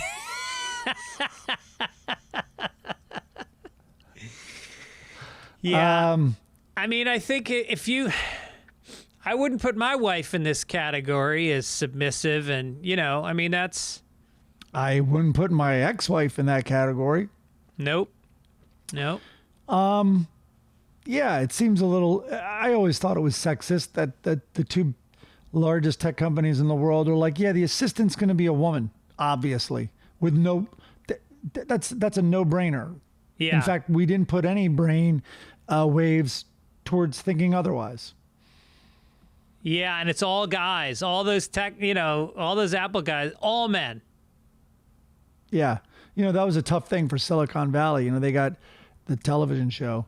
They got criticized because it was, you know, very white male. And they're like, you know, this show is sending up Silicon Valley. And that's one of the things we're kind of sending up, you know. Well, when I wrote on a TV show, I won't say what TV show, but it was a very black show. Designing Women. And the executive producer brought up a sketch idea. He goes, "We got to go after Mad Men because there's no black characters, and it's bullshit." And I go, yeah, but it's based on Madison Avenue in the '60s. Like, there were no black people. So are you mad at Madison Avenue in the 60s, or are you mad at the depiction of it that's not true to life? Not only that, I only saw like 2 seasons, and I know I should watch the whole thing. But like they would recognize, right? Wasn't the elevator guys? Oh, yeah. No, they did a whole storyline on Martin Luther King getting assassinated. Yeah. On the marches in Selma. They had black characters later, and they dealt with race a lot. No, I think it dealt with it a lot. But anyway. No, it's the same thing. Like, in other words, like, have you seen The Crown? It's really... Yeah, right. It's really white. Yeah. Anyway, I stood up to him about it in a meeting, and then he fucking iced me for the rest of the season. Wow. Yeah, it was ugly. It was ugly. And that comedy writer, who was the worst comedy writer of all time, in my mind, Should I even say this? No, because I think I know who it is, and I know the clue you're going to give, and there's only one person. And you think it would hurt my career by pointing it out? No, but I just think what's in the writer's room can stay in the writer's room. Okay. A little bit. All right. Also in business, But it was Margaret Cho. We got to check in on Investopedia, our contest that ends on the 4th of July. Plenty of time to still get in. You get $100,000. You get to invest it in any stocks that you want. I better make my move. I'm going to make my move this week. The winner gets $100. And then Mike and I have another $100 bet between us of who's higher at the end of it. So right now in first place, been in first place for 4 weeks, Nick Allen, who currently is at $237,000, up about up about 10 grand from last week. He's up 117% overall, it looks like. Yeah. And then in last place again is Fitter 111, who's at 31,300. I almost wonder if he's tanking on purpose. I doubt it, but he'll have competition from me if that's his goal. I've been investing my 100,000, and I am currently at 97,300. You're the worst. I haven't done a thing. I'm at 100,000, and then you found my daughter in there. Yeah. I didn't check on her this week, but last week she was up ahead of me. She was at 115,000. She's in the 30s ranked, and she's at like over 103,000, I think. Nice. She's 15. Yeah. So I think I'm gonna make my move because I'm sensing. I mean, who knows? It can't keep going up. That's what I've said for 5 years though. So what do I know? So can you short on Investopedia? Of course you can, because you can also buy funds that short. So it's almost like you're not shorting because you're just buying a ticker symbol. You're out of your mind. This market is not going down for a while. I would say it'll start going down after this contest ends. You think if a third wave starts to really, first of all, many feel it is starting to rear its ugly head. You think that won't be a wake-up call? I think it'll dip and then it'll come right back again. I might be on both those. I might win on both of those moves. You're gonna buy on the dip? Yep. I like it. I'm gonna buy before the dip. That's why I'm gonna join Fitter 111, who's down 84,000. We should have Fitter 111 on the show. I want to get inside his head a little bit. Well, have you looked at what he did? No. We can do that. But I think maybe he can be the voice of Siri from now on. He's probably very docile. Yeah, choose him, the Fitter voice. Let's do this day in history.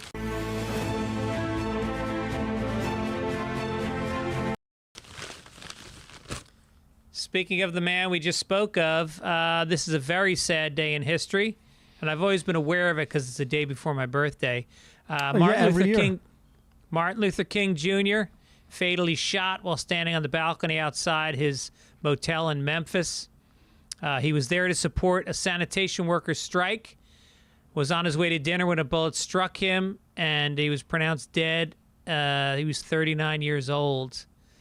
On April 3rd, back in Memphis, King gave his last sermon saying, quote, "We've got some difficult days ahead, but it really doesn't matter with me now because I've been to the mountaintop, and he's allowed me to go up to the mountain, and I've looked over, and I've seen the promised land. I may not get there with you, but I want you to know tonight that we as a people will get to the promised land." That's insane. That's powerful. You were 2? This was in... You turned 2 years old? Yes. Yeah. Okay. So let's go to that birthday party. You're turning 2, and it's everybody put smiles on. Yeah. And 14 hours before, MLK was gunned down and brutally assassinated. Oh, God. Can you imagine? And all the kids have no idea, and you're just demanding cake, and you want to be taken like to play in the park or whatever the hell the thing was. Yep. Or at least a bouncy sitch. I don't know what the fuck 2-year-olds do now. I forget. But all the parents are clearly like madmen in the kitchen, everyone with a cigarette in their mouth, cocktail, like what the fuck is going on with this country? Yeah, right. Can you believe we brought these little shits into the world? Because, John F. Kennedy had been already killed. I think Robert Kennedy was killed after. He was, because he famously spoke about MLK's assassination. Oh, that's right. Yeah. Yeah. And Malcolm X was killed before Martin Luther King was killed. I believe so. Can you imagine that? Can you imagine? 68 was a fucked up year. I mean, we haven't had assassinations in our lifetime, have we? I think we have. Not in this country? High profile assassinations? No. I mean, listen, Reagan shot, Ford shot at twice, I think. Didn't die. Right, didn't die. Well, Secret Service guy, didn't one of them maybe take a bullet for Reagan, or? Yeah, the Tom Brady. It hit him? Yeah. Was it Tom Brady? Yeah. Because it was the Brady law that they put out, a gun law called the Brady Law. The Brady Bill, yeah. Well, definitely not Tom Brady. Your boyfriend. It was... he would have gotten through that. But also, he was not security. He was just there when they were getting in and out of the car, I think. All right. But let's think. I mean, obviously, I think there have been some assassinations. God, it's probably a giant blind spot right now. We're just not thinking of it. But that was a thing.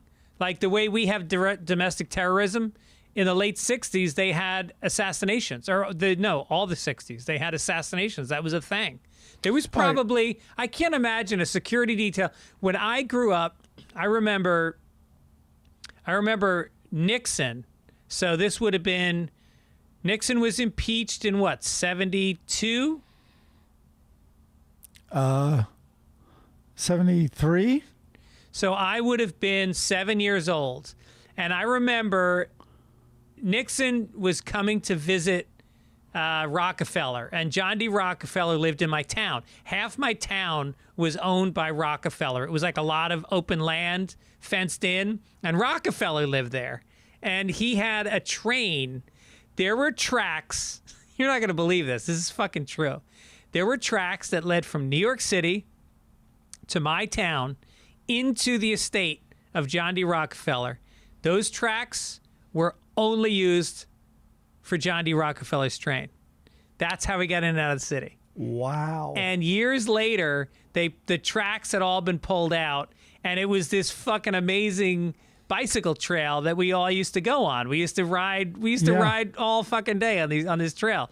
So anyway, Nixon was driving up to Tarrytown to visit John D. Rockefeller at the estate, and he drove through Tarrytown, and I remember us standing on the sidewalk with crowds, and Nixon drove by, and he was holding up his peace sign, and I was like several feet away from him as he drove by. Like there wasn't security then the way there is now. Nixon officially left office in August 74. Really? Yeah. Oh, maybe he was elected in 72. But yeah, elected in 72. Right. And not impeached, right? Is that what we said? He was impeached. He was not convicted of a crime. Is that what it is? Yeah. Anyway, I think we get corrections on this every 3 months. Chris Denman, our producer, just put up that Harvey Milk, a noted homosexual, so I'm surprised it took Chris this long to find it, was killed in 1978. But that was a murder. That's not, an assassination has to be like an elected official or somebody who is a political figure.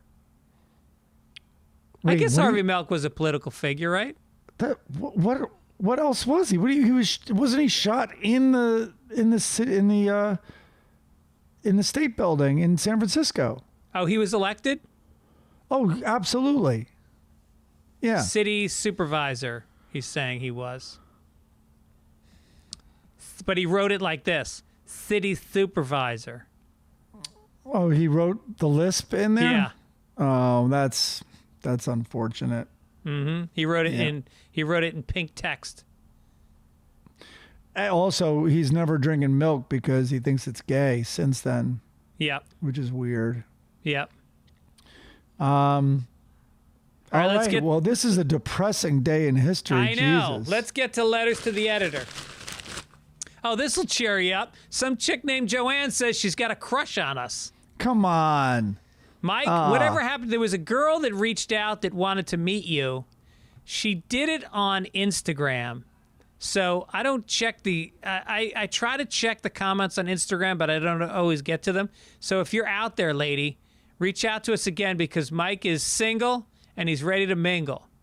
Is that my bumper sticker? Yep. Okay. Did I ever tell you that when we both worked at Ellen, there was a guy there Who had a crush on me? named Eric Lederman. No, Ellen had a crush on you. Oh. There was a guy named Eric Lederman, and for April Fools, he took a license plate frame and he put it on my car. While he snuck into the parking lot and put it on my car, and I had a Volkswagen with 2 car seats in the back, and he wrote, and it was the one that said "Official Pimp Mobile," and I didn't notice for like 5 days, and then I noticed, and I fucking laughed so hard, and I said to him, "That was so good that I vow to you I will never take this off my car." And when I finally sold it, it still had the Pimp Mobile sign on it. That's fantastic. Yeah. Nice. This comes from Gaz. In the recent episode of Sunday Papers, you mentioned Heather Mills, who is Paul McCartney's ex-wife, the one missing a leg. Do you know about Wet It Be? Oh, God. What?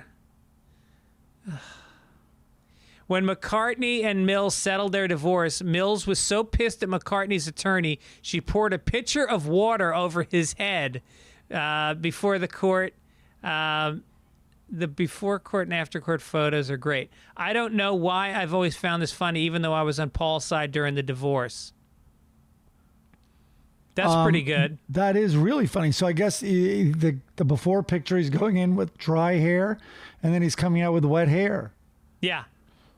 I mean, he should wear it as a badge of honor. Like, He won. clearly, how mistreated did she think she was? I'd be interested to know. I'm looking up right now Heather Mills'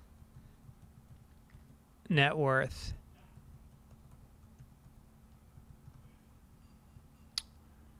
She doesn't She have to have is that worth- much money. she's Think worth about the amount of 50 money she saves on shoes. And skis. She used to be a skier. Yeah. $50 million she's worth. Really? Yeah. How much was she worth going into the marriage? $17. Wait a minute. She got a $250 million divorce claim. So she spent $200 million. Wait, you said claim, not settlement. Oh, well, let's see. Wait a minute. How long were they married? And they have no kids. He doesn't really owe her anything. Oh, no, you're right. That was the claim. She was awarded $48.6 million. 48 million? Yeah, she sought 250. She got 48. On what grounds? Well, I mean, what's he worth? That doesn't matter. I mean, I guess there's a marital standard of living, but also like in America, the default law is you only pay the person, the breadwinner only pays the person if it's under a 10-year marriage. So that's what we're talking, which I didn't have. So, but I do know it's half the duration. So if you're married 2 years, you're financially responsible for that person for 1 year. You can't marry someone. I can't marry some rich woman for a month and expect to be taken care of with $28 million. I thought it was you get half of what income that person generated during the period of time you were together. Oh, yeah. And all of his greatest hits were those years he was married to her. Yeah, right. How much do you think his stuff sold? Band on the run. Band on the Run. No, that's with Linda. That was way before, right? That's with Linda, and Paul got to keep all Linda's money. I mean, it's sad. But I'd be fascinated to see the rationale that she wasn't Linda McCarthy wealthy before he married her? I think she was an heir to a fortune. Well, if we're talking about Linda McCartney, I'm not sure. I think maybe there is something there. Obviously, she had all those music lessons to play the tambourine, so I think she grew up well. It's an easy joke, kids. No, I want to look into this Heather Mills thing, and she's pissed about getting $48 million. There obviously, as I always say, there's at least 3 sides to this story. So let me not judge first. Let's see. Maybe I'm wrong about Heather. She was born in Westchester County. I believe her real name was Eastman. I believe she may have been related to Eastman Kodak. Oh, you're talking about Linda. Yeah. All right. Well, that's funny because she was a photographer. Yes. And I think she got the film half off. Just like Heather got her skis. Yeah. I could be so wrong about that, about her parents. By the way, I mean, did McCartney have any songs while he was with Heather? Like, who knows? But yeah, I mean, they earned money together. If he went on a tour, which I imagine he did while married to Heather, that's huge income. I would imagine royalties can't be counted, although that is present day income. I don't know. Do you think if you married a one-legged woman, it would, and I'm being serious about this, and the same would be true if you married a one-legged man for a woman, would it affect the power structure of the relationship? And what do you mean? Like, would you feel like they kind of owe you one? Like if you were like, who's gonna get up and get the remote? You're sitting on the couch. Granted, it's harder for that person because they have one leg, but still, you fucking married them and they have one leg. I think you might run into a lot of double standards. Not the legs. The leg is one standard, but I think you would run into a lot of double standards where it's like, do not look at me differently. Do not treat me different and all that. But if it's like, I forgot the spoon for the ice cream, I'm already in bed. You better please go get it. Don't make me hop to get my spoon. I don't think I said anything inappropriate there. I think I did. Wrong. Yeah. You never mind if I do. I don't mind if you do. I like watching you. You don't squirm sometimes. That's the problem. I think sometimes I have to remind you to squirm. I swear to God, I don't know why my career isn't over with all the shit I've said. It actually, I don't know what would bum me out more, being canceled or saying the shit I've done and realizing I'm so insignificant that I haven't been canceled. People cancel us. We get hate mail. Yeah. That's... all right, what do we have here? Sorry, I'm just... we've got Dan Rubin says, hey, Greg and Mike, I can't say I recall you guys ever detailing the origin story of your friendship. Let me guess. You met at a party and hit it off immediately, bonding over your mutual love of misremembering and conflating movies, bands, actors, books, and pretty much any and all pop culture factoids. Well, why would Dan think we'd remember how we met if we're so mentally, intellectually challenged?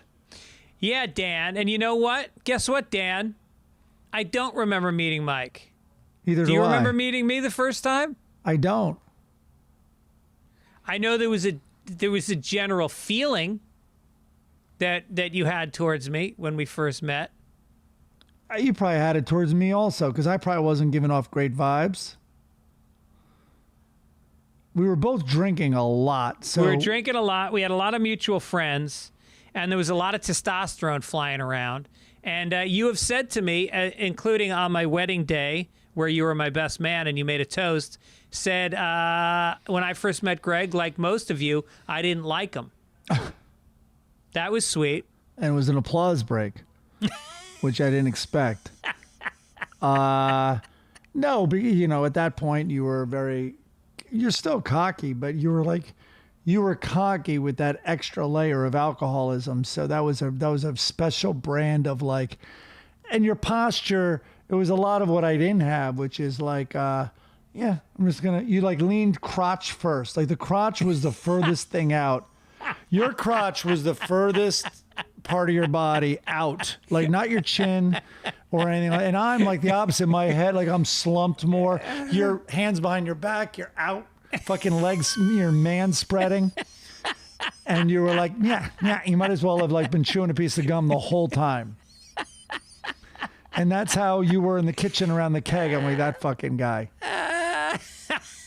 And I just remember you standing around the keg surrounded by fucking dumb, loud rugby players. And then I found out that, weren't you the head of the rugby team or something? Didn't you have a title? Your roommate and my old friend from high school, Pete Scott, he eventually became captain or whatever. No, president. He was the president. Yeah. That's the guy who's supposed to be getting me fucking tickets to the Masters. Right. I always saw you as a guy that didn't belong with that group of guys. That's I accurate. didn't get it. You didn't seem like one of them. That's accurate. Yeah. No, and I would distance myself and I would try to sneak out because, boy, if they caught you, trying to avoid drinking till you threw up blood, you were really criticized. Why did you join rugby? It was definitely a different speed thing and an alternative. I did want an outlet and I did like rugby. I really do like the sport. And I was very different. I think I was in the high 220s, and don't get me wrong, I was also fat, but I was fat in shape. You know that? We ran every single day, so I was in shape, but I was also fat. Did you have to hit the weight room every day too? No, but I mean, God, practice was enough. Practice was brutal, and we did lift, but we weren't disciplined, like the football team or anything like that. We didn't have lifting hours. But that was Division I, right? Or was it a club? No, it was a club, but we played the best schools, New England, not the best, but one of our guys went to the American Eagles. We had very good players. We already talked about this. The Brits were very good on our team. Right. And then, the Americans were playing catch up. Yeah.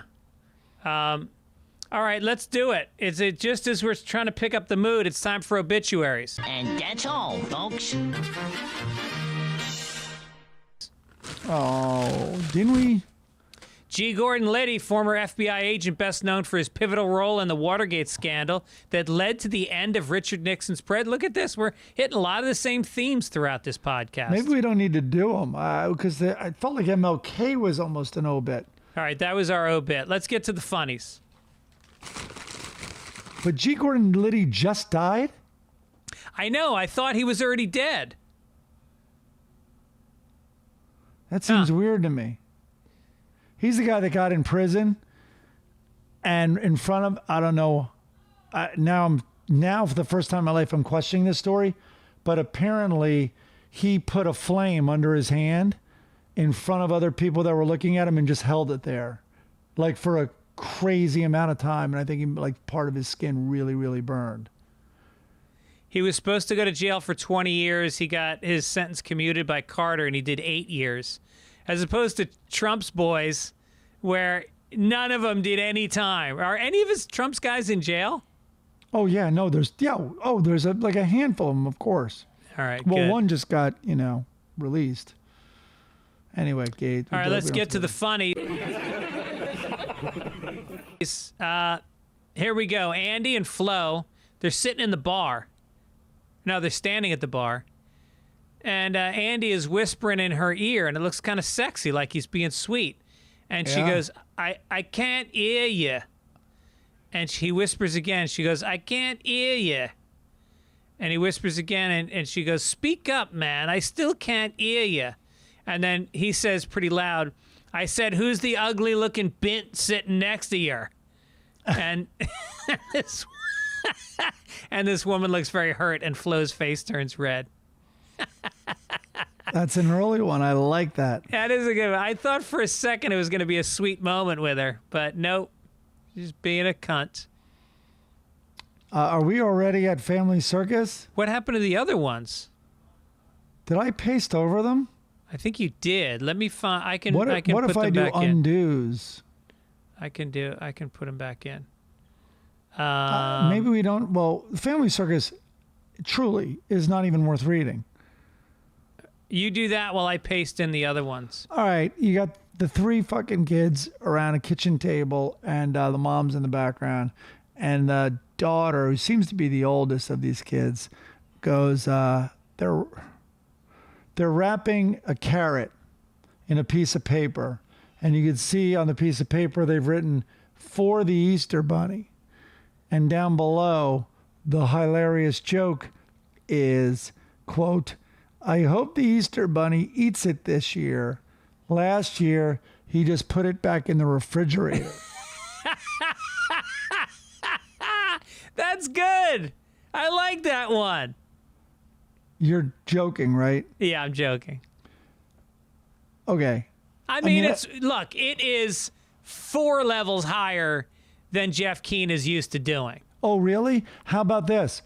Let me make up a custom that doesn't exist, which is leaving a carrot for the Easter Bunny. Kind of like cocoa and cookies for Santa, except this one doesn't fucking exist. Yeah, if it was cookies for Santa, this would be a really solid joke. The mom's in the background looking at her 3 special needs kids like, I just don't have a heart to tell them that this isn't a fucking thing. People don't do this. Or that they have 3 separate fathers. Well, all right. Now it gets interesting. Now I'm on the kid's side. And all the dads are members of the traveling circus. That's why it's called Family Circus. All right, now I'm on board. I never saw this. Now I was blind. Now I can see. Yeah. So forget it. Oh my God. All right, let's get to our friend Hager. Hager the you know why they call him Hager the Horrible? He's a horrible husband. Okay. So his friend says to him, "Hello, Hager," and Hager is out of frame, by the way, until the final frame. And he says, "Hello, Dr. Zook." Zook says, my, you don't look good. He goes, "I feel awful. While I was in Paris, I hugged a beautiful waitress and I got her perfume on me." And the doctor says, "You think the perfume caused this?" And he says, "Yes."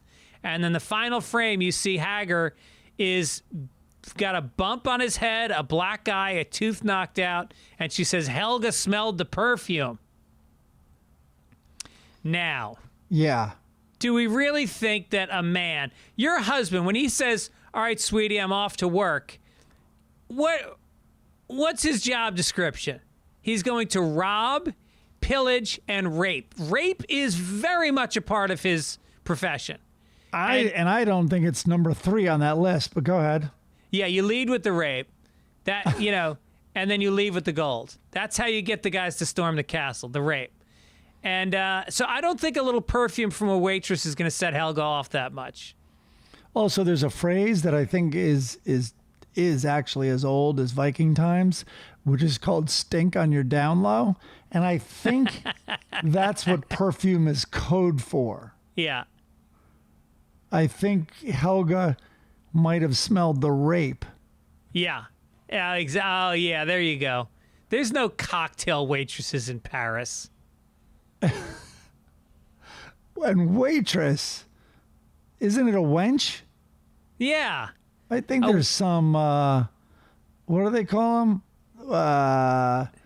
What is it called when you tribute something, you have it out of time in storytelling? Oh, wow, I'm so brain dead. You know what I'm talking about. Look, I'm the one that just got my second COVID shot. Get Like your when shit you see together. a car in a movie that predates cars. That never happened, but I'm making it up.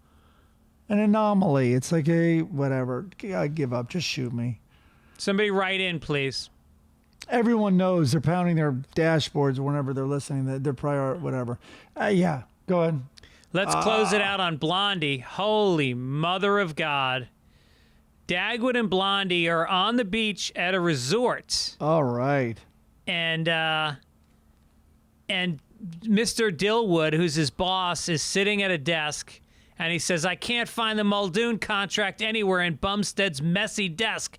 And that dunderhead is in Hawaii having the time of his life. Cut to Blondie sitting on a lawn chair next to Dagwood.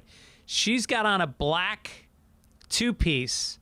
And let me tell you something. If you ever wonder what Blondie looks like underneath the outfit, pull this one up. Start watching our show on YouTube because she is a fucking Adonis. She has got it's just perfectly proportioned body. The legs are to dream. You dream about these kinds of legs.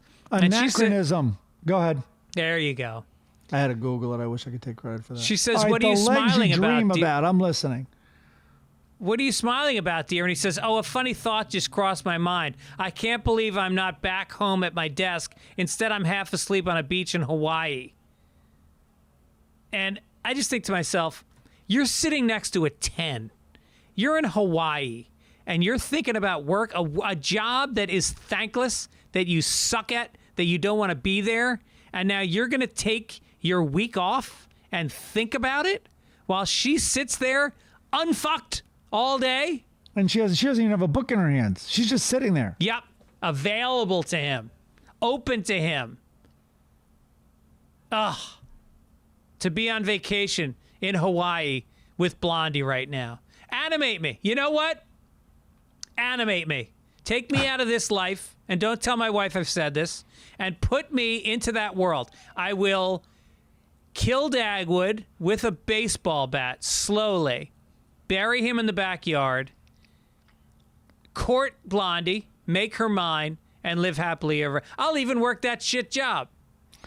How far off do you think we are from making that possible? Like, you enter a matrix of sorts, some VR simulation where it's incredibly real, and you go to Hawaii and you see those two, and you can have your way with both of them. Right.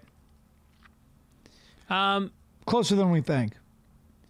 I would say 7 years. 7 years from now. That's a little close. Okay. You got to hang on for that. Is it weird that I've jerked off to Blondie?